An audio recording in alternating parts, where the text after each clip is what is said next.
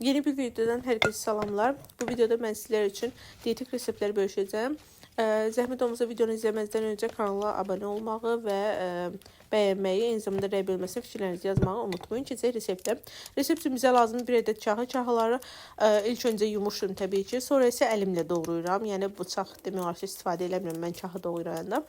Bu çaxı ilə mən həm dürüm eləyəcəm, həm də eyni zamanda bir salat hazırlayacağım. İlk öncə salat üçün çaxıların bir qismini gördüyünüz kimi daha içindəki körpə hissələrini doğrayıram əlimlə. Sonra isə içinə 2 ədəd xiyar və 2 ədəd isə kök soyacağım. Daha doğrusu siz onu istəsəniz rəndələ edə bilərsiniz və yaxud da belə mənim kimi soya da bilərsiniz. Yəni sizə necə zövqünüzə, gözünüzə necə xoşsa o formada eləyə bilərsiniz. Bu formada mən salatımı hazırlayıram, kənara qoyuram. Yəni bunu ayıracağam. Sadəcə axşam yeməyi kimi, yəni diyetdə olanlar və yaxud da günorta yeməyi kimi salat kimi də yeyə bilərsiniz. Yəni həm çox asandır, həm də çox sağlam bir qida olduğunu düşünürəm. Çünki içinə kök də vururam. Kökdə də bilirsiniz ki, şəkər var. Ən azından günlük şəkər ehtiyacımızı belə bu formada qarşılamaq olar. Salatı bu formada hazırlayıram. Sonra isə keçəcəm yerdə qalan sağ tərəfdə ayırdığım böyük yarpaqları, yəni çaxının böyük yarpaqlarından isə dürüm hazırlayacağım.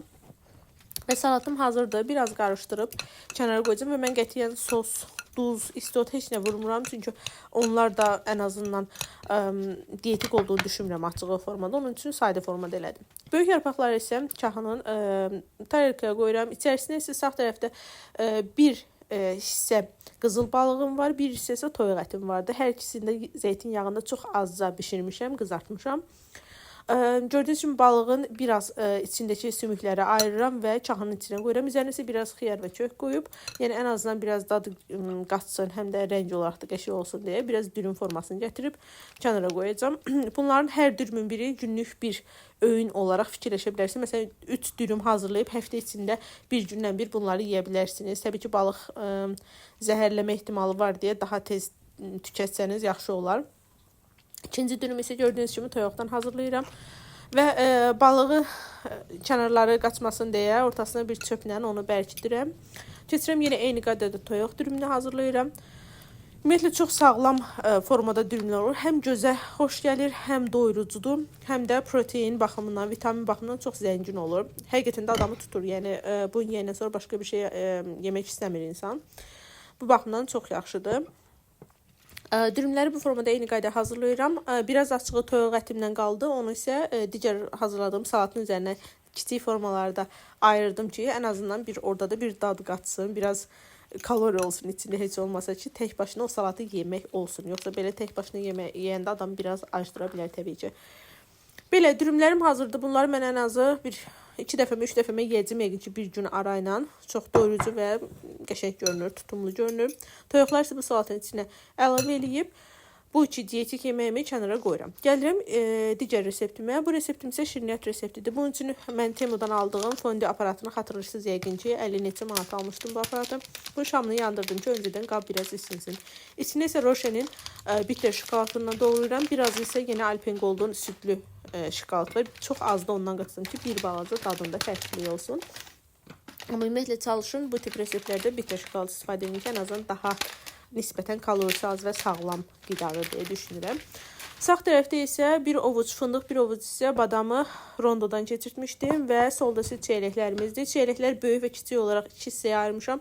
Böyük çeyrəklərin içini gördüyünüz kimi çöp vasitəsilə, turbuşka vasitəsilə ayırıram. Çünki onların içinə şokolad dolduracağam. Yəni bunları şirniyyat formasında eləyib soyuducuya qoyuruq. Sonra isə yaşıl çayla və yaxud da espresso içərkən və ya kofe içərkən yanında şirniyyat kimi istifadə eləmək olar. Ən azından şokolad və yaxud da tort, peçenya kimi kalorisi yüksək və karbohidrat dolu şirniyyatlar istifadə etməkdənsə bunlar daha yaxşı və sağlamdır deyə düşünürəm.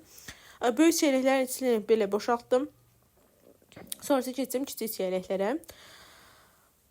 Bu formada siz başqa formada təbii ki, çeyrək içi boşaltmaq üçün başqa alətlərlə onlardan da istifadə edə bilərsiniz.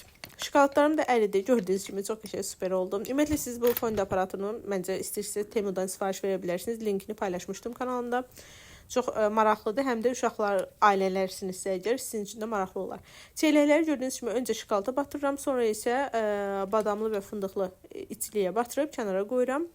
Bu formada prosesi davam elətdirirəm. Yəni kiçik çiyələklərin bitənə qədər, kiçik olsa da çiyələklər bitənə qədər bu prosesi davam elətdirirəm.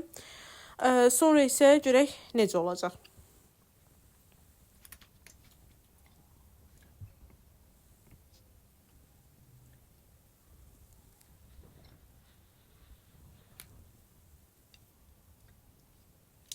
Və kiçik çiyələklərim hazır demək olar ki, çiçək böyük çiyələklərə. Bunların isə içinə şokolatı mümkün qədər səliqəli formada doldurmağa çalışacağam. Əslində buna plastik şprisləri olur, sırf belə şirniyyatları və s. dolguları eləmək üçün, amma məndə ondan yox idi. İndi Temuda tapsam, məncə o gün qarşıma çıxmışdı. Sifariş eləyəcəm belə şeylər üçün. Kənara qoyuram ki, digər çiyələklərin yanına onlar əyilib içində şokolad tökülməsin. Sonrası bunların hamısını birlikdə soyuducuya qoyacağam. Amma buz yerinə yox, sadəcə sərin qalması və üstünün şokoladın bərkiməsi üçün qoyacağım. Sonrası istədiyiniz vaxt təbii ki, yəni 3-4 gün içində yeyə bilərsiniz.